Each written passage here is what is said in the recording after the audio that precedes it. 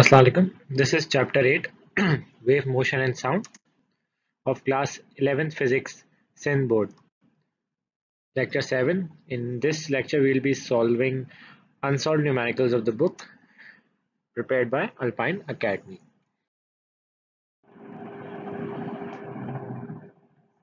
So, problem 1 says an object is connected to one end of a horizontal spring whose other end is fixed. यानी एक object है जो एक spring से connected है. मैं यहाँ पे एक बना के दिखाता हूँ ड्राइंग आपको. ठीक है, this is your fixed end. For example, now the spring is attached to it.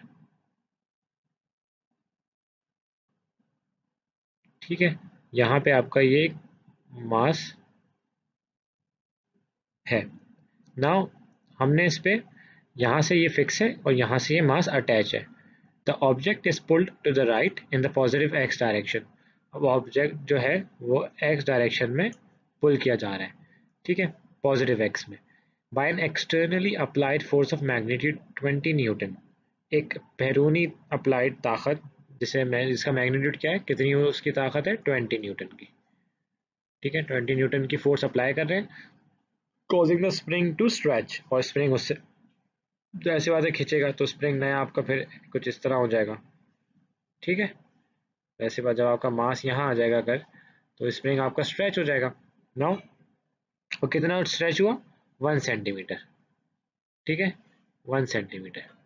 This is your 1 centimetre. Now पहले पार्ट में ये कह रहा है determine the value of the force constant if the mass of the object is 4 kg. हमें force constant की value निकालनी है अगर मास ऑफ द ऑब्जेक्ट कितना है, 4 kg. And in the second part, the part B says determine the period of the oscillation when the applied force is suddenly removed. अब हमें period of oscillation निकालना है, टाइम पीरियड कैपिटल T, जब आपकी applied force जो है एकदम से रिमूव की गई है. ठीक है, गिवन डेटा में पहले हमने बना लिया अपना force applied equals to F20 newton, mass of the object given है हमें 4 kg, और स्प्रिंग स्ट्रेच कितना हो गया, 1 सेंटीमीटर, दैट इज 0.01 मीटर. अच्छा, हमें फाइंड क्या करना है, फोर्स कांस्टेंट के. ठीक है, और period of oscillation capital T. अब हम आगे इसको सॉल्व करते हैं. Now this is the solution. तो स्ट्रेचिंग फोर्स का हमारे पास फॉर्मूला होता है F equals to K X. ठीक है, तो हमें निकालना है के, तो हमने एक्स को नीचे ले गए, तो ये बन गया F upon x.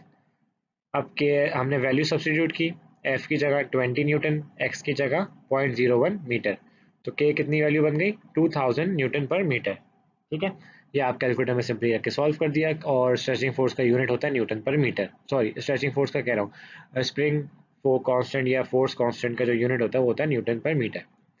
Time period of oscillation, अब सेकंड पार्ट में हमें टाइम पीरियड निकालना था. उसका स्प्रिंग का फॉर्मूला क्या है, capital T equals to 2 pi root M over K. ठीक है, तो capital T equals to 2 root 3.142 under root 4 upon 2000. Pi की जगह हमने 3.142 डाल दिया सिंपली, जो मतलब पाई की वैल्यू आप चाहें तो एग्जैक्ट कैलकुलेटर की पाई रख सकते हैं. एम की जगह मास 4 kg था, के अभी हमने जस्ट ऊपर निकाला है 2000 न्यूटन पर मीटर, एज इट इज रखा 2, और ये इसको सॉल्व किया. ये 2 डिवाइड बाई 44.72 है, 4 का रूट जो है वो 2 बाहर आ गया, और 2000 का रूट 44.72 बाहर आया. फाइनल हमारा आंसर क्या हो गया, time period 0.281 second is your answer. Now problem 2.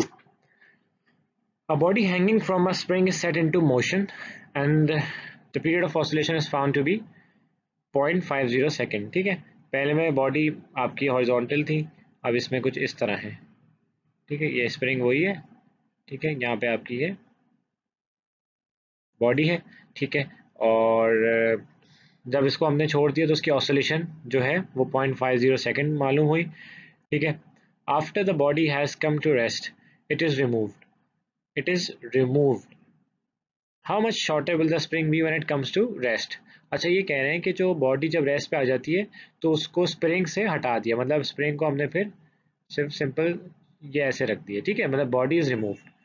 ठीक है, how much shorter will the spring be. अब ये कह रहे हैं स्प्रिंग कितना शॉर्टर हो चुका होगा जब वो रेस्ट में आ जाएगा. Now Give according to given data, time period is 0.50 seconds, and to find what we have to find in it, extension the spring. सही, हमें एक्सटेंशन निकालनी है स्प्रिंग की, क्योंकि हमें ये बोल रहे हैं how much shorter will be the spring when it comes to rest. तो एक्सटेंशन हो गई वो, और हमें टाइम पीरियड गिवन है। Now time period of oscillation क्या है, ठीक है, हम स्टेप बाय स्टेप चलेंगे। अब आपको पता चलेगा किस तरह क्या करना है। फर्स्ट स्टेप में हमने टाइम पीरियड का फॉर्मूला यूटिलाइज करना है, which is T equals to 2 pi और root over M K. Next slide में आपको पता चलेगा कि ये हमने क्यों किया। Now if the hanging body has mass, then stretching force on the spring is, अब जैसे बात है हैंगिंग बॉडी का मास होगा, उस पर उसका मास होगा, उस पर फोर्स लग रही होगी क्योंकि उस पर ग्रेविटी है, ठीक है। और जो वो जो ग्रेविटेशनल फोर्स है वही उसकी स्प्रिंग की स्ट्रेचिंग फोर्स है। तो F equals to M G, ये हमने इक्वेशन 2 सपोज कर ली, ठीक है। इक्वेशन 1 पहले वाली थी, T equals to 2 pi root M over K, ये इक्वेशन 2 आपकी हो गई। Now if X is the extension of the length of the spring due to weight of the body, X क्या है, वो एक्सटेंशन ऑफ जो लेंथ की हो, जो स्प्रिंग की हो रही है, ठीक है, किस वजह से, उसकी वेट की वजह से। F equals to K x, Hooke's law, ये आपको यह फॉर्मूला याद होना चाहिए, F equals to K x. Now हमने क्या किया, दोनों इक्वेशंस को कंपेयर किया, मतलब इक्वेट कर रहे हैं F equals to M G को और F equals to K X को। तो M G equals to K X, ठीक है, M G equals to K X, तो एम अपॉन के कर दिया हमने एक तरफ और एक्स अपॉन जी कर दिया दोनों तरफ। अब putting the value of M over K in equation 1, यहाँ से क्योंकि पहले इक्वेशन जो हम थी वो क्या थी, T 2 pi root M over K, ठीक है। अब इसमें तो हमें टाइम पीरियड दिया हुआ है, हम फॉर्मूला हमें यही यूज करना है, लेकिन हमें आपका क्या के नहीं गिवन था, ठीक है। भले से हमें मास गिवन है या मास भी अगर गिवन नहीं है, लेकिन और के भी गिवन नहीं है, तो हमने इसको एम ओवर के को एक्स ओवर जी में कन्वर्ट करना था। तो इसलिए हमने यहाँ से एम ओवर के की वैल्यू एक्स ओवर जी उठा के इसमें पुट कर देंगे, वो इन्होंने यहाँ नीचे कर दिया, t equals to 2 pi root x over g, ठीक है। अब इसको स्क्वायरिंग ऑन बोथ साइड्स किया ताकि रूट हट जाए एक्स के ऊपर से, तो T square equals to 4 pi square X over G. X आपका फिर हमने एक जगह रखा, जी को यहाँ से उठा के टी स्क्वायर के साथ मल्टीप्लाई कराया और 4 पाई स्क्वायर को दूसरी तरफ ले जाके डिवाइड करा दिया, तो ये आपकी इक्वेशन बन गई। टी क्या आपका क्या उन्होंने गिवन था, 0.50 सेकेंड्स ऑलरेडी गिवन था, जी आपका 9.8 है, 4 पाई पाई एज इट इज रखें या 3.142 रखें या 14 भी रखें, लेकिन मेरा रिकमेंडेशन ये है कि आप कैलकुलेटर की एग्जैक्ट वैल्यू रखें, ठीक है, जो कैलकुलेटर में पाई आता है। बस इसको सॉल्व करना है और आपका आंसर आ गया 0.062 मीटर, ठीक है, दिस इज 0.062 मीटर। और इसको सेंटीमीटर में करना है, तो 1 मीटर में कितने सेंटीमीटर होते हैं, 100 सेंटीमीटर, ठीक है। तो आपने 0.062 को मल्टीप्लाई बाय 100 करना है, तो आपका 6.2 सेंटीमीटर आंसर आ जाएगा extension. Now problem 3, a pipe has a length of 2.46 metres, ठीक है, एक पाइप है, उसकी लेंथ इन्होंने हमें कितनी गिवन दी हुई है, 2.46 metres. Now what they are asking is determine the frequencies of the fundamental mode, यानी आपकी, अच्छा फ्रीक्वेंसीज निकालने को कह रहे हैं फंडामेंटल मोड, यानी आपकी न्यू वन पहले, तो सबसे पहले, ठीक है।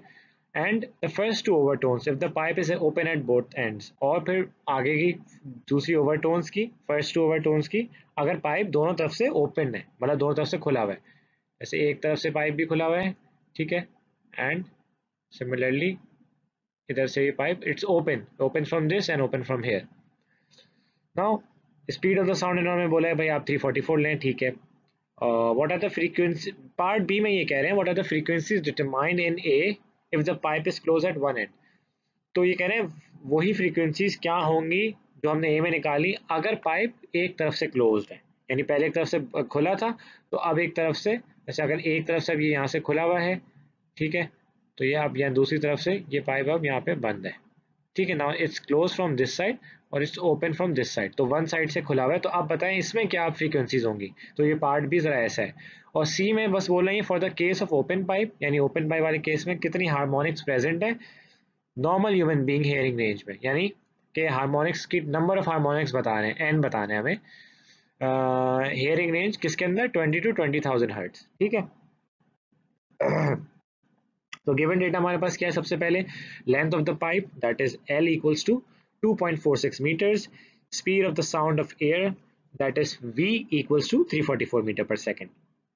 To find is f1, ठीक है आपकी the first frequency f1, this is the capital है बट इसको अभी ऐसे समझ लें f1 कर लें, ठीक है, या इसको आप इस तरह भी ले सकते हैं mu1 भी कर सकते हैं, ठीक है, एक ही बात है ये, सही। और इसी तरह ये f2 कैपिटल F है, ये स्मॉल f2, इसको इस तरह कर लें, ठीक है, और या nu2, ठीक है। मैं बार बार इसको म्यू पढ़ता रहता हूँ, लेकिन एक्चुअल में ये क्या है, न्यू है, ठीक है, आपने बुक में ही पढ़ा था, तो ये दिस न्यू।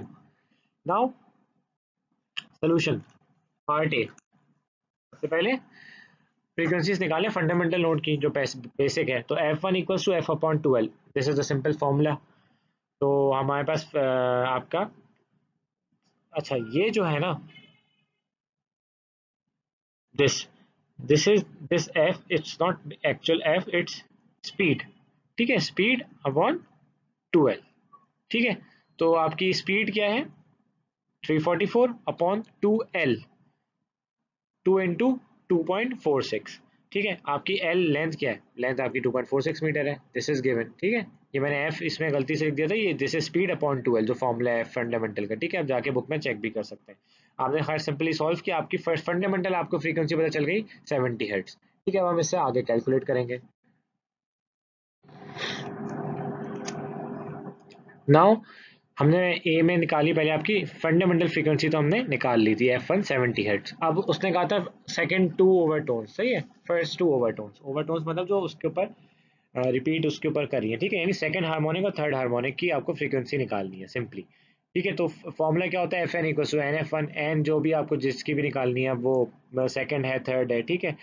तो पहले हमने एफ टू की निकाल ली, तो एफ टू क्या हो गया, ट्वाइस ऑफ एफ वन, तो F two equal to 2 into 70, क्योंकि 70 आपकी F1 थी, तो F2 आपका क्या बन गया 140 hertz. F3 equal to 3F1, क्योंकि अब दूसरे F2 के बाद F3 है, तो थ्राइस ऑफ F1, और ये आपका इट्स 3, ठीक है, 3 इंटू 70 विच बिकम्स 210 हर्ट्ज, सही है। अच्छा पार्ट बी में क्या कह रहे हैं, कि पार्ट बी में आपको याद है कि वो कह रहे थे अगर एक तरफ से पाइप क्लोज है, ठीक है, तो फिर सिमिलरली F1 F2 F3 क्या हो जाएगी, ठीक है, अगर एक तरफ से क्लोज है। तो इसमें हमने क्या किया, जब क्लोज होता है तो उसका फॉर्मूला चेंज हो जाएगा, ठीक है। तो ऐसे F1 इक्वल टू क्लोज निकालनी है हमने, तो वेलोसिटी अपॉन 4l, पहले थी वेलोसिटी अपॉन 2l, अब हो गई है वेलोसिटी अपॉन 4l, ठीक है, ये फॉर्मूला है। वेलोसिटी क्या है साउंड एयर, साउंड की एयर में 344 अपॉन 4 इंटू 2.46, तो आपके पास अब क्या बन गई 35 hertz frequency for the fundamental, ठीक है, जब पाइप एक तरफ से क्लोज्ड है। नाउ हमने पहले निकाली V1 की क्लोज, ठीक है, हमने पहले V1 की क्लोज निकाली। नाउ V2 की क्लोज भी निकलेगी इसी तरह, और V3 की क्लोज भी निकलेगी, ठीक है। तो V2 जो आपका क्लोज है, मतलब Vn क्लोज का फॉर्मूला क्या है, 2n-1 इंटू V1 क्लोज, यानी फंडामेंटल की क्लोज। इसका सिंपल फॉर्मूला है कि आपने जो भी V1 क्लोज निकाली है, फंडामेंटल क्लोज, एक तरफ से पाइप ओपन और एक तरफ से क्लोज, उसको मल्टीप्लाई करना है 2n-1 से, और n क्या है, आप जो भी हार्मोनिक निकाल रहे हैं, अगर सेकंड है तो सेकंड n में आएगा, थर्ड है तो थर्ड, ठीक है, ये फॉर्मूला होता है 2n-1 मल्टीप्लाई बाय कौन सी चीज, V1 जो फंडामेंटल आपने क्लोज निकाली है, ठीक है, एक तरफ से ओपन थी एक तरफ से क्लोज। तो इस फॉर्मूले के मुताबिक हमने पहले V2 क्लोज निकाल ली, 2 इंटू 2 -1, 2, तो बॉड मास के हिसाब से ब्रैकेट ओपन डिवीजन मल्टीप्लिकेशन से 2 इंटू 2 4 हो गया, 4 -1 3, तो 3 इंटू 35 बिकम्स 105, ठीक है। तो ये बॉड मास के थ्रू सॉल्व किया, तो 105 हर्ट्ज आ गया। इसी तरह V3 क्लोज निकालना है, V3 क्लोज कैसे निकलेगा आपका, क्योंकि 3 है तो 2 इंटू 3, n की जगह 3 -1, और V1 close as it is, 2 into 3 क्या होता है 6, 6 -1 इज 5, 5 इंटू 35 बिकम्स 175 हर्ट्ज। अब पार्ट सी में निकालना था कि कितनी हार्मोनिक्स है, ठीक है, उसने ये बोला था भाई किस हेयरिंग रेंज क्या है आपकी 20 हर्ट्ज से लेके 20,000 हर्ट्ज तक के बीच में कितनी हार्मोनिक्स है, ठीक है। एन मैंने बताया था आपको बिल्कुल सवाल के स्टार्टिंग में, एन निकालना है, तो बहुत ईजी है। V1 आपका 70 हर्ट्ज था जो आपका पहले आया था, अब कितनी टोटल आपकी n टाइम्स की टोटल फ्रीक्वेंसी कितनी है, ठीक है, n वो है जो हमें निकालना है, और उसकी फ्रीक्वेंसी कितनी है, न्यू कितनी है, वो कैसे निकालेंगे, रेंज क्या दी थी, 20 हर्ट्ज से लेके 20,000 हर्ट्ज तक दी थी, ठीक है। तो 20,000 को हम में से माइनस कर देंगे 20, तो हमारे पास टोटल आ जाएगी किस फ्रीक्वेंसी की बात हो रही है, कितनी, तो 1980 हर्ट्ज की बात हो रही है, हमने माइनस कर दिया। अब हमें n निकालना है। न्यू एन का फॉर्मूला क्या होता है, एन टाइम्स ऑफ फंडामेंटल, ठीक है, हम ये पहले पढ़ चुके हैं, अभी पीछे लास्ट बी पार्ट में भी हमने शुरू में यही किया, ए पार्ट में भी यही किया, ठीक है। तो अब एन को एज इट इज रखा, न्यू एन जो टोटल फ्रीक्वेंसी है जिस रेंज में निकालनी है उसको डिवाइड बाय फंडामेंटल। तो कितनी आई, न्यू एन की जगह आपने क्या लिखा, 980, और न्यू वन की जगह 70 हर्ट्ज। तो डिवाइड जब किया तो 285 हार्मोनिक्स, यानी हमारे पास टोटल कितनी है इस रेंज में, 20 हर्ट्ज से लेके 20,000 हर्ट्ज तक की रेंज में हमारे पास 285 हार्मोनिक्स मौजूद है। Now problem 4, a standing wave is established in a 120 centimeter long string fixed at both ends, ठीक है, एक स्टैंडिंग वेव है। स्टैंडिंग वेव क्या है, स्टैंडिंग वेव आपको मैंने बताया था, जहाँ पे आके वो रुक जाती है, ठीक है, स्टेशनरी हो जाती है, ठीक है, यहाँ पे वो एक स्टैंडिंग वेव मोमेंटरी स्टॉप जहाँ आता है उसमें, ठीक है। तो ये आपकी स्टैंडिंग वेव, ठीक है, इस पॉइंट पे, एट दिस पॉइंट, तो वो स्टैब्लिश है इन अ 120 centimetre long string fix eight both ends, ठीक है। तो स्ट्रिंग की जो लेंथ कितनी दी हुई है, 120 सेंटीमीटर। नाउ अब दोनों तरफ से फिक्स है, सही है। अब द स्ट्रिंग पहले ये यूं जाएगी, ठीक है, फिर ये यूं आएगी, फिर इस तरह यूं, इस तरह यूं से घूमता रहेगा। Now is fix eight both ends, the string vibrates in 4 segments, ठीक है। अच्छा, अब ये कह रहे हैं 4 सेगमेंट्स में, तो यानी यहाँ अब ये डायग्राम अलग हो गई, ठीक है, पहले तो ये सिंपल थी एक सिंगल बार, ये 4 सेगमेंट्स में ये आपको वाइब्रेट कर रही है। 4 सेगमेंट्स का मतलब क्या हो गया आपका, 1, ठीक है, 2, 3 एंड 4, इस तरह वाइब्रेट करी, 4 सेगमेंट्स हो गए, ठीक है, 1, 1, 2, 3 एंड 4 आपके सेगमेंट्स हो गए। when driven at 120 हर्ट्ज, जब 120 हर्ट्ज पे वो ड्रिवन है, फ्रीक्वेंसी उसकी बताई हुई। Determine the wavelength, what is the fundamental frequency, पहले पार्ट में आपको वेवलेंथ निकालना है, ठीक है, that lambda, and in the second part we have to find the fundamental frequency, यानी f1, या उससे और दूसरे टर्म्स में mu1, ठीक है, दोनों कहते हैं। नाउ देखिए, ये वही वेव बनी हुई है जैसे मैंने बनाई हुई है, ठीक है, बस ये इस तरह थोड़ी अच्छी सी बनी हुई है, मैं थोड़ी वैसे बना दी रफ। तो गिवन डेटा है हमारे पास, length of string L 120 centimetre, ये जो गिवन था हमने उसको मीटर में कर दिया, डिवाइड बाय 100, तो कितना बन गया, 1.20 मीटर, क्योंकि मीटर में रखते हैं, मीटर इज ऐसा ही यूनिट, सेंटीमीटर में हम रख के सॉल्व नहीं करते, इसलिए हमने उसको मीटर में कन्वर्ट कर दिया। फ्रीक्वेंसी, अब देखें इस फ्रीक्वेंसी 120 हर्ट्ज है, ये न्यू 4 क्यों है, क्यों, क्योंकि ये ऑलरेडी 4 सेगमेंट में है, ठीक है, वाइब्रेट्स इन 4 सेगमेंट, 4 सेगमेंट में वाइब्रेट कर रही है, तो ऑब्वियसली बात है नहीं, ये फोर्थ हार्मोनिक की आप बात कर रहे हैं ना, तभी तो वो आपकी वो हो रही है, आपने जब बुक में पढ़ा था, तो जब वो एक था, ठीक है, एक था तो म्यू 1 की बात हो रही थी, ठीक है, 2 की बात हो रही थी, और इस तरह था, ठीक है, तो किस वो वहाँ पे क्या था, म्यू 2 था, ठीक है, बुक में जाके जब पीछे देखेंगे, और इस तरह जब ये 3 हो गया था, 1, 2 और ये 3, ठीक है, लाइक दिस, तो यहाँ पे क्या आ गया था, V3, ये था आपका V2, सही है। अब यहाँ पे 4 सेगमेंट है, तो इसलिए न्यू 4, मैं इसको V पढ़ रहा हूँ, इट्स न्यू 4, तो 128 इसलिए न्यू 4, और नंबर ऑफ लूप्स 4 है, और आपको दिख रहा है 4 लूप्स हैं, 1, 2, 3, 4। Now to find is wavelength λ4, क्योंकि λ4 है, 4 है, ये आपकी 4 सेगमेंट की, तो इसलिए λ4 लिखा हुआ है, और फंडामेंटल फ्रीक्वेंसी आपको nu 1। Now starting with the solution, as we know that the string vibrates in 4 segments, ठीक है, तो लैम्डा इज डिवाइड बाय आपकी कितनी, क्योंकि ये एक सिंगल वेवलेंथ है, यहाँ से लेके यहाँ तक की एक वेवलेंथ होती है, ठीक है, दिस इज योर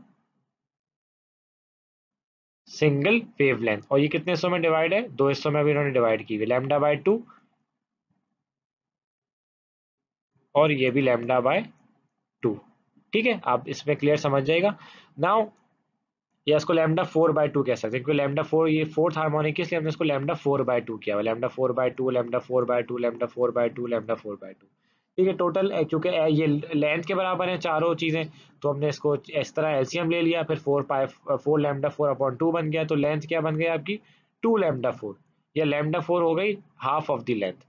ठीक है, तो वेव लेंथ कितनी है एक वेव की, half of the length of the string रस्सी। अच्छा, लेंथ हमें उन्होंने दी हुई है 120 सेंटीमीटर लॉन्ग, तो लेंथ की जगह हमने आपकी 120 सेंटीमीटर रख दिया या 1.20 मीटर रख दिया, तो कितनी आ गई लैम्डा 4 वेव लेंथ 0.60 मीटर। अब नेक्स्ट पार्ट में हम क्या निकालेंगे, fundamental frequency. Now the relation between fundamental frequency new one and nth Vn is, ठीक है। अब उसने कहा था भाई हमें उन्होंने न्यू 4 दी हुई है, न्यू 4 कितनी दी हुई है 120 हर्ट्ज, ठीक है, ये आपकी 120 हर्ट्ज है। अब उसने कहा न्यू 1 निकालो, तो हमें पता है रिलेशन ये होता है nu N equals to capital N और न्यू 1, ये हमारा नॉर्मल रिलेशन है। तो फोर्थ की हमें गिवन है तो हमने एन की जगह फोर्थ लिख दिया और एन 4 न्यू 1 हो गया, ठीक है, ये अब कॉमन है हो गया, बार बार सॉल्व करें आप लोग को आराम से आ जाना चाहिए। एंड न्यू 4/4, 4 नीचे आ गया, और तो न्यू 1 फंडामेंटल हमने निकालनी है, तो 120/4 बिकम्स 30 हर्ट्ज। तो आपका कितना है फंडामेंटल फ्रीक्वेंसी कितनी है, it's your 30 hertz. Now moving on to problem 5। Calculate the speed of the sound in air at atmospheric pressure P 1.01 into 10 to the power 5 Newton meter square per meter square, taking gamma equals to 1.40 and density equals to 1.2 kg per meter cube।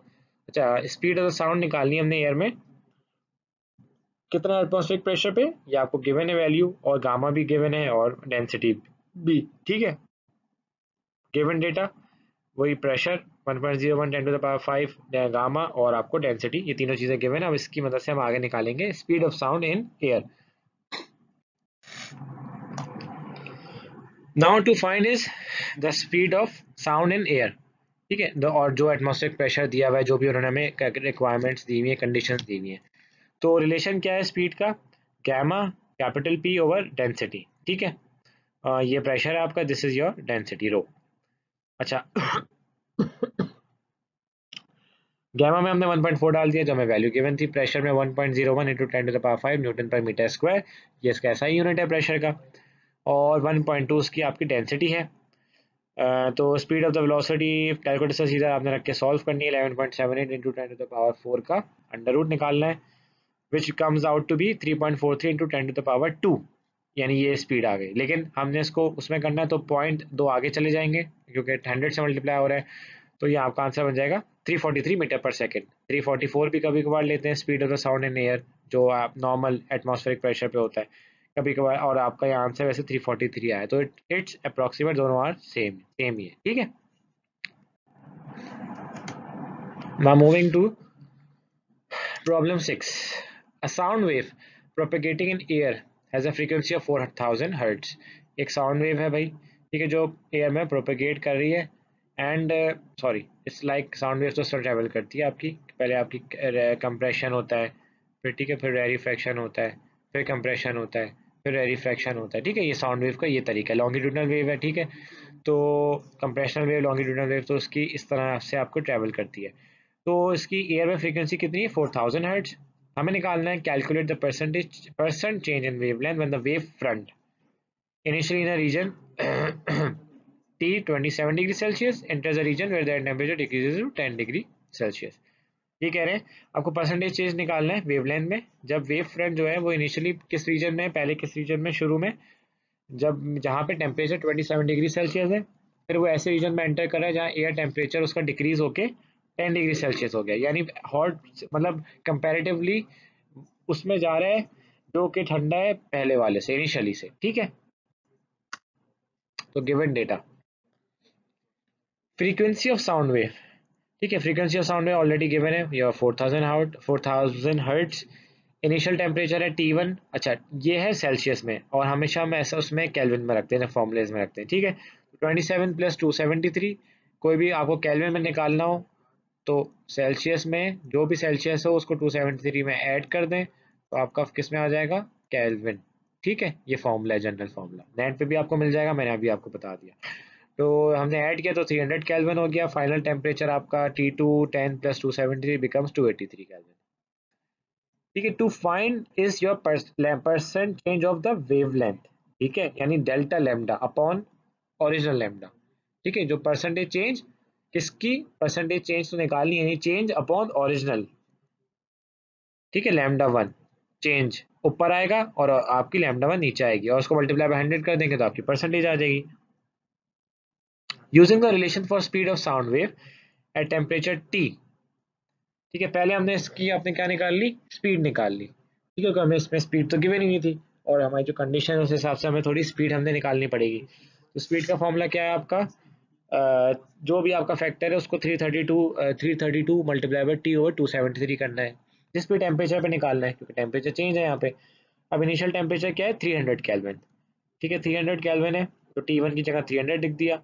332 और 270 जो फॉर्मूले में as it is है, पीछे आप जाके देख लीजिएगा, जब आपको किसी भी खास टेम्परेचर पे फॉर्मूला निकालना होता है तो उसका फॉर्मूला ये होता है, खास टेम्परेचर पे स्पीड निकालनी होती है तो उसका फॉर्मूला ये होता है। ठीक है, तो आपने फॉर्मूला में पुट किया, कैलकुलेटर में सॉल्व किया, तो आपके पास इनिशियल स्पीड क्या आ गई, V1 348.02 मीटर पर सेकेंड। अब हम आगे सॉल्व करेंगे फॉर द वो रीजन जिसमें वो एंटर हो रहा है।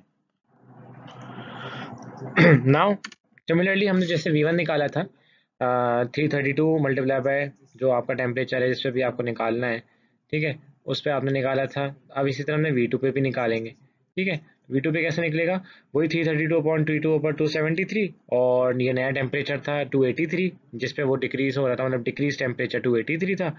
तो V2 equals to 332 multiply by 1.018, 1.018 283/273 का रूट का आंसर है। तो हमारे पास जो सेकंड रीजन जिसमें एंटर हुआ उसमें वेलोसिटी क्या हो गई, 338.02 मीटर पर सेकंड। ठीक है, तो V1 की भी निकाल ली, V2 निकाल ली। अब हम निकालेंगे wavelength of sound eight T का फॉर्मूला, जो हम पहले तो हमें ये लिखा है, ठीक है, तो क्या है, lambda equals to V upon mu. ठीक है, किसी भी टी पे निकालने के लिए पहले हमें उसकी स्पीड निकालनी होती है। स्पीड हमारे पास पता है हर इसमें कि उसमें हम अलग अलग स्पीड रखेंगे। पहले में कभी V1 रख देंगे, ठीक है, फिर V2 रख देंगे। ठीक है, हमें पता चल जाएगा इस तरह हर हर उसकी वेव लेंथ, क्योंकि स्पीड पे आपकी डिपेंड करती है wave length. Now wavelength of sound wave eight T1 हमने पहले T1 पे निकाला, T1 पे V1 होगा, तो V1 क्या था 348.02 जो हमने पहले अभी निकाला, और न्यू तो हमारे पास फ्रीक्वेंसी हमें गिवन है विच इज 4000 हर्ट्ज। ठीक है, 4000 हर्ट्ज हमारे पास फ्रीक्वेंसी है, तो लैम्डा वन क्या निकल के आया भाई, 0.0870 मीटर, जो हमारी पहले वेवलेंथ थी। Now in wavelength of sound wave eight T2, अब हम यही काम T2 के लिए कर रहे हैं। T2 के लिए कर रहे हैं तो स्पीड V2 होगी। V2 हमने क्या निकाली अभी यहाँ पे, आप 338 तो 338 लिख दिया। ठीक है, एंड डिवाइड बाय 4000, तो लैम्डा टू क्या बना 0.0845 मीटर। अब हमें चेंज इन वेवलेंथ निकालना था, क्योंकि change in wavelength percentage change निकालना है। ठीक है, तो पहले चेंज निकालेंगे, तो चेंज क्या हुआ lambda one minus lambda two में 0.870 माइनस 0.845। ठीक है, तो delta lambda becomes comes out to be 0.0025 metre. अब परसेंटेज के लिए हमेशा डिवाइड बाय ओरिजिनल वैल्यू करते हैं, जो ओरिजिनल थी पहले थी शुरू में थी, तो शुरू में क्या थी लैम्डा वन थी, लैम्डा वन, और परसेंटेज निकालने के लिए मल्टीप्लाई बाय 100 भी करते हैं, तो ओरिजिनल 0.087। ठीक है, और आपका जो 100 से मल्टीप्लाई किया तो 2.9 परसेंटेज, यानी इतनी परसेंटेज में चेंज आया है, इतनी परसेंटेज आपकी वेवलेंथ डिक्रीज हुई है। ठीक है, ओरिजिनल से कंपेयर जब किया हमने। Now problem 7 says the frequency of the second harmonic of an open pipe, यानी जिसमें ओपन एट बोथ एंड्स। ठीक है, जो सेकंड हार्मोनिक हमें फ्रीक्वेंसी है, सेकंड हार्मोनिक फ्रीक्वेंसी किसी एक ओपन पाइप की जो कि बोथ एंड से ओपन है, दोनों तरफ से खुला हुआ है, वो किसकी इक्वल है, is equal to the frequency of the second harmonic of the close pipe open at one end. अच्छा, वो उस फ्रीक्वेंसी के इक्वल है जो सेकंड हार्मोनिक की फ्रीक्वेंसी के इक्वल है उस पाइप के जिसका एक तरफ से सिरा बंद है, यानी एक तरफ से क्लोज है। यानी आपका frequency of the second harmonic of an open pipe, यानी V2। ठीक है, V2 ओपन की, ठीक है, ओपन एट बोथ एंड्स किसके बराबर है, of the second harmonic of a close pipe V2। ठीक है, ये V2 बराबर, लेकिन ये है आपकी ओपन फ्रॉम बोथ एंड्स। ठीक है, और ये आपकी क्लोज्ड है from one end. Now find the ratio of the length of the close pipe to the length of the open pipe. अच्छा, हमें रेशियो निकालना है क्लोज पाइप का upon the length of the open pipe. और part B में क्या निकालना है? पार्ट बी में ये पूछ रहे हैं हमसे the fundamental frequency of the open pipe is this. ठीक है, 256 हर्ट्ज है अगर फंडामेंटल फ्रीक्वेंसी ओपन पाइप की, तो लेंथ ऑफ द पाइप क्या है? अच्छा, अब हमें length of the pipe actual में निकालना है। पार्ट ए में सिर्फ रेशियो निकालना है, अब इसमें लेंथ ऑफ द पाइप निकालना है। Solution, let the length of the open pipe L1 and the length of the close pipe L2। अच्छा, इन्होंने मतलब सब अज्यूम कर लिया भाई कि ओपन पाइप की जो लेंथ है वो L1 है और क्लोज पाइप की लेंथ जो है वो L2 है, कैपिटल L2। ठीक है, गिवन हमें क्या है? गिवन हमें है कि nu two open is nu two close के बराबर। ठीक है, जो मैंने यहाँ लिखा, ठीक है, पहले लिख चुका हूँ मैं। रिक्वायर्ड हमें है L2 ओवर L1 का रेशियो। ठीक है, L2 ओवर L1 का रेशियो चाहिए हम लोगों को। ये आप देख सकते हैं, find the ratio of the length of the close pipe. तो क्लोज पाइप ऊपर आ गया, नीचे ओपन पाइप। और इफ V1 ओपन 256 हर्ट्ज, हमें V1 भी दिया हुआ है, nu one, sorry it's new one, मतलब फ्रीक्वेंसी ओपन की हमें 256 हर्ट्ज दी हुई है पार्ट बी में, और वेलोसिटी दी हुई है साउंड की 340 मीटर पर सेकेंड। अब हमें निकालनी है L1 L2। तो पहले पार्ट ए में शुरू किया हमने, जो हमें कंडीशंस दी हुई हैं। V2 ओपन की क्या है? 2 न्यू 1 ओपन। देखिए, ये फॉर्मूला हमें पता है, VN होता है एन ऑफ फंडामेंटल। ठीक है, ये है ओपन पाइप की फॉर्मूला, दिस फॉर्मूला एन में। अब ठीक है, अच्छा, अब यही क्लोज में अगर करना है तो क्या हो जाएगा वो formula? 2 into N minus one, और ये V1 क्लोज। ठीक है, तो ये फॉर्मूला, ये मैं पहले भी लास्ट न्यूमेरिकल में, इससे पहले वाले न्यूमेरिकल में मैंने आपको बताया था। ठीक है, तो हमने V2 ओपन की जगह ये फॉर्मूला लिख दिया, ये वाला, और V2 क्लोज की जगह हमने ये वाला फॉर्मूला लिख दिया, 2 इंटू एन माइनस वन। अब सेकंड सेकंड की बात है, सेकंड हार्मोनिक है, तो 2V1 ओपन और 2 माइनस वन V1 क्लोज।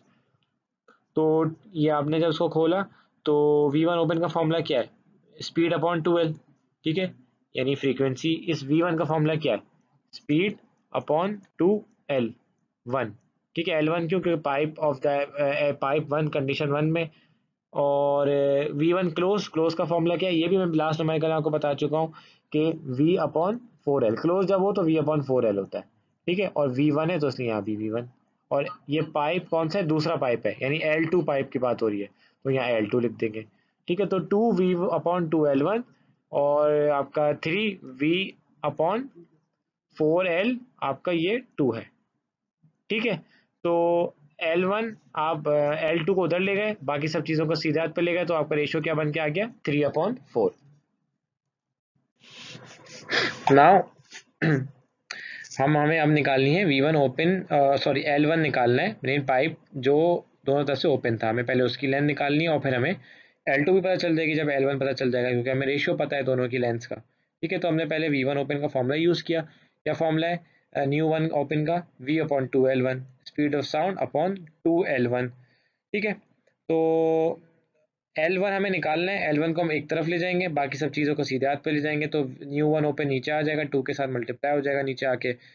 और न्यू वन हमें गिवन थी 256 हर्ट्ज, तो 2 इंटू 256, ऊपर आपका स्पीड ऑफ साउंड। तो L1 क्या बन के आई? 0.66 metre. And L2 over L1। अच्छा, अब हम निकालेंगे L2 निकालने के लिए रेशियो इस्तेमाल करेंगे। L2 ओवर L1 का रेशियो क्या था? 3/7। ठीक है, सॉरी 3/4 था। ठीक है, 3/4 आपका रेशियो था। Now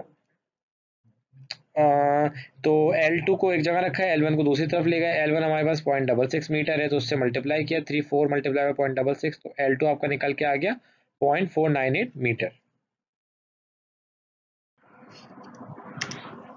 Now problem 8 says a 256 hertz tuning fork produces 4 beats per second। ठीक है, एक 256 hertz tuning fork है जो कि 4 बीट्स प्रोड्यूस कर रहा है पर second, when sounded with another fork of unknown frequency. जब उसको मतलब सुना जा रहा है या उसको साउंड किया जा रहा है, उसको बजाया जा रहा है किसका? अनदर फोर्क के साथ, जिसकी फ्रीक्वेंसी हमें अननोन है। What are the two possible values for the unknown frequency? ठीक है, कि मतलब जब वो दोनों मिल रही है तो 256 हर्ट्ज की फ्रीक्वेंसी वो फोर्क कैसे प्रोड्यूस कर रहा है, और 4 बीट्स पर सेकंड उसकी बीट की फ्रीक्वेंसी है। तो क्या पॉसिबल वैल्यूज हैं अननोन फ्रीक्वेंसी की दूसरे फोर्क की? तो गिवन डेटा पहले हमने बना दिया कि भाई ये हमारे पास नॉन फ्रीक्वेंसी है 256 हर्ट्ज, एक ट्यूनिंग फोक की, और बीट्स पर सेकंड या सो बीट फ्रीक्वेंसी भी कह सकते हैं आप, ठीक है, कि न्यू बी क्या है आपके पास 4 बीट्स पर सेकंड, ठीक है। Now to find is unknown frequency nu two, ठीक है, जो दूसरी आपकी न्यू टू दूसरी फ्रीक्वेंसी है, हमें ये बताया भाई कि जो दोनों का डिफरेंस है, ठीक है, nu one minus nu two ये प्लस माइनस न्यू बी के बराबर है, ठीक है, क्योंकि बीट फ्रीक्वेंसी का डिफरेंस आपका बीट रिड्यूस कर रहा है, ठीक है। तो पहली की हमें पता है 256, तो दूसरी की कितनी है, क्योंकि एक फ्रीक्वेंसी 256 है, दूसरी की जो है उसको मिला के जो साउंड प्रोड्यूस हो रही है वो 4 बीट्स पर सेकंड है, ठीक है। तो हमने ये फॉर्मूला यूटिलाइज किया, पहली की माइनस दूसरी की into equals to beats per second frequency, तो 256 minus nu two equals to plus minus 4, वी भी आपका न्यू बी आपका 4 है, तो दूसरी एक 4 को आप दूसरी तरफ ले गए, तो न्यू टू आपका क्या बन गया 252 वर्ड्स, ठीक है, and this is your nu two, ठीक है, आपका ये न्यू टू है, 252 वर्ड्स बन गया, 256 माइनस 4 252 वर्ड्स हो गया, ठीक है जी। नाउ ये अब क्या कर रहे हैं आगे कि एक तो देखें इसमें एक पॉजिटिव है, क्योंकि देखें 4 एक प्लस में साइन, ये प्लस में पहले इन्होंने सॉल्व किया, अब ये माइनस में सॉल्व करेंगे, क्योंकि ये प्लस माइनस 4 है, तो दोनों तरफा हो सकती है, एक प्लस से भी एक माइनस से भी। अब हमने यहाँ पे इस वाले उसमें माइनस से रख के सॉल्व किया, तो माइनस से रख के सॉल्व किया तो -4 उधर जाके प्लस हो गया, न्यू टू उधर जाके भी प्लस हो गया, तो ये बन गया 260 हर्ट्ज, ठीक है, ये बन गया आपका 260 हर्ट्ज। तो न्यू टू जो है या तो 252 हर्ट्ज भी हो सकता है या 260 हर्ट्ज भी हो सकता है, इसलिए इन्होंने कहा था what are the two possible values for the unknown frequency, और हमने वही दो पॉसिबल वैल्यूज निकाल ली, एक तो 252 हर्ट्ज और एक 260 hertz. Problem 9, N ambulance travels down a highway at a speed of 75 miles per our, एक एम्बुलेंस जो है वो एक हाईवे पर ट्रेवल कर रही है, डाउन अ हाईवे, ठीक है, और उसकी स्पीड है 75 miles per our, it's siren emits sound at a frequency of 400 hertz, ठीक है, उसका सायरन जो साउंड इमिट कर रहा है उसकी फ्रीक्वेंसी कितनी है भाई 400 hertz.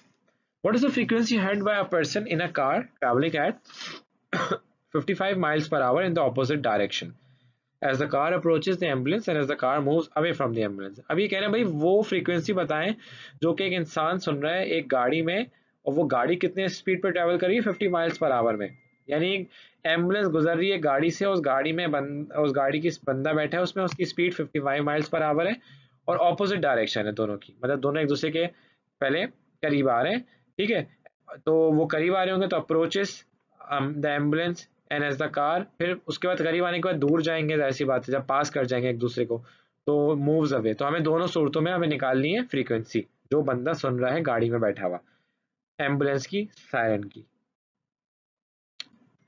Given data, speed of ambulance कितनी, v speed of ambulance 75 miles per hour, speed of car v naught 50 miles per hour, source है तो इसलिए वी एस एम्बुलेंस को दे दिया हमने तो 75, कार की स्पीड जो कि लिसनर है तो वो वी नॉट लिखा तो 55 miles per our, frequency of sound क्या है 400 हर्ट्ज, ठीक है, जो सायरन की जो सोर्स की फ्रीक्वेंसी है। अच्छा, frequency of sound heard by the listener है, ठीक है, अब ये दोनों पहले करीब आ रहे हैं, करीब आ रहे हैं तो याद है ये फॉर्मूला था, आप जाके पीछे फॉर्मूला चेक कर लीजिएगा, यही फॉर्मूला है, तो 750 प्लस 55 माइनस अपॉन 750 माइनस 75, ठीक है, वेलोसिटी ऑफ साउंड क्योंकि ये वेलोसिटी ऑफ साउंड है, ठीक है, ये आपकी सोर्स की स्पीड है, ये आपकी स्पीड ऑफ कार है, और 750 में आपने ये 750 वेलोसिटी ऑफ साउंड है माइल्स पर आवर में, ये आप नेट से भी देख सकते हैं, अमूमन तो वो मीटर पर सेकंड में होती है, आप नेट से डायरेक्ट निकालेंगे माइल्स पर आवर में तो आपको 750 वो डायरेक्ट देगा speed of sound in air, ठीक है। 55 की जगह ये 55 क्या है, ये आपकी जो स्पीड ऑफ कार है यानी लिसनर, और लिसनर की स्पीड, और ये सोर्स की स्पीड 75 नीचे, सीधा सीधा फॉर्मूले में सॉल्व करा और आपके पास क्या आ गई 477 हर्ट्ज जो कि लिसनर सुन रहा है, अगर जब दोनों को करीब आ रहे हैं।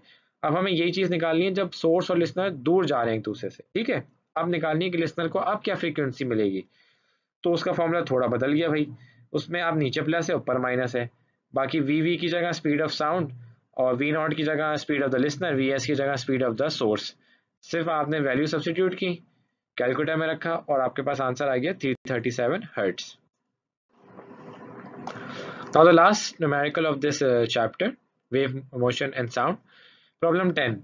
A car has siren sounding a 2 kilohertz tone. ठीक है, एक कार है, उसका सायरन है जो कि साउंड यानी सुनने में जो उसको सुनने तो उसकी फ्रीक्वेंसी क्या है 2 किलोहर्ट्ज की। ठीक है, what frequency will be detected as stationary observer as the car approaches him at 80 km per hour, speed of sound equals to 1200 km per hour। अभी कह रहे हैं भाई वो फ्रीक्वेंसी बता दें जो कि एक स्टेशनरी ऑब्जर्वर, एक जगह पे जो ऑब्जर्वर रुका हुआ है, स्टेशनरी का मतलब एक जगह पे रुका हुआ है, जो सुनने वाला है वो, अगर उसके पास कार आ रही है कितनी स्पीड पे 80 किलोमीटर पर आवर की स्पीड पे आ रही है, और साउंड की स्पीड इन्होंने हमें किलोमीटर पर आवर में दी हुई है 1200 किलोमीटर पर आवर, हमें फ्रीक्वेंसी निकालनी है। ठीक है, तो डेटा लिख लिया भाई आपने पहले, सबसे पहले तो फ्रीक्वेंसी ऑफ द सायरन वो है 2 किलो हर्ट्ज, आपने इसको 2 किलो हर्ट्ज को 2000 हर्ट्ज में कन्वर्ट कर लिया, किलो है तो 1000 से multiply. Speed of the source क्या है 80 किलोमीटर पर आवर, ये भी गिवन है आपको। ठीक है, यही speed of the sound 1200 kilometre per hour v. अब frequency of the sound heard by the listener, जिसे हम न्यू लैम्डा कहते हैं। ठीक है, when source moves towards stationary listener, यानी सोर्स जब स्टेशनरी लिसनर के करीब आती है तो frequency of sound heard by the listener, जो फ्रीक्वेंसी क्या होती है उसका फॉर्मूला ये है, आप बुक में जाके फिर से चेक कर लीजिएगा। ठीक है, याद रखने होंगे आपको फॉर्मूले, v upon v minus V S. ठीक है, v आपका वही स्पीड ऑफ साउंड और V S source of speed source की। आपने वैल्यू सब्स्टिट्यूट की 1200 अपॉन 1200 माइनस 80 इंटू 2000, सब चीज़ें आपको ऊपर गिवन है, गिवन डेटा में सॉल्व किया तो आपके पास फ्रीक्वेंसी क्या आ गई 2143 हर्ट्ज, और किलो में करना है तो पॉइंट, देखें इसको अगर पॉइंट ये सिग्निफिकेंट फिगर्स या उसको करते हैं तो पॉइंट यहाँ है, अभी जब कहीं नहीं होता सबसे आखिर में होता है। जितना पीछे लेकर आ रहे हैं 1 2 और 3 दफा पीछे लेकर आ रहे हैं तो ये कितना हो गया 2.143 into 10 to the power 3 hertz. ठीक है, और 10 टू द पावर 3 क्या होता है, किलो होता है ना एक, तो इसलिए हम इसको सिंपली कैसे लिख देते हैं 2.143 किलो हर्ट्ज। ठीक है, ये मैंने आपको थोड़ा रफली बना दिया लेकिन समझने के लिए आपको समझ आ जाएगी। ठीक है, तो इसलिए 2.143 किलो हर्ट्ज। तो ये आपका लास्ट न्यूमेरिकल था और यहीं पे हमारा ये चैप्टर एंड होता है।